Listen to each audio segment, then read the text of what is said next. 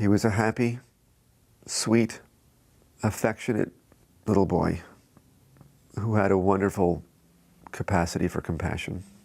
He really knew what mattered. He was just wired that way. And then when you combine that with all the love that he got from his brother James and his sister Natalie and all of his wonderful cousins, he just gave all that back tenfold.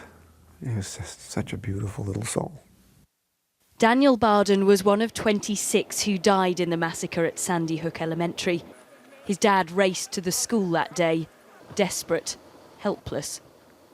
Now in Daniel's memory, he is fighting for better gun laws. But last week, a bill to extend background checks to include firearms sold at gun shows and online was rejected by politicians. The president slammed the vote as shameful and comforted Mark Barden, who agrees. The senators that we met with were mothers and fathers, their grandparents. They cried with us. And this particular piece of legislation, it doesn't take anybody's rights away. It doesn't really have a downside. So it just makes you scratch your head, like, why wouldn't everybody just be completely on board with this? I love those helmets, guys. Thank you. Thanks. Like many in this town, Eric Milgram blames a powerful gun lobby backed by manufacturers and a stubborn gun culture. His daughter Lauren was saved by her teacher at Sandy Hook, who hid her in a tiny bathroom. A gun owner himself, Eric has turned campaigner and believes it might take this defeat for the tide to turn.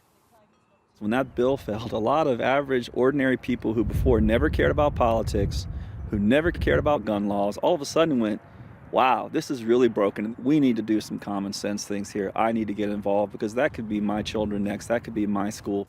Lauren is doing well, but grieving for her friends, including Daniel. She treasures this necklace he gave her last year. No one here wants to forget. This road that leads to Sandy Hook Elementary has been closed off since the shooting. And 4 months on, talk has turned to what to do with the site and how to make an appropriate memorial. But the people of this town want more than that.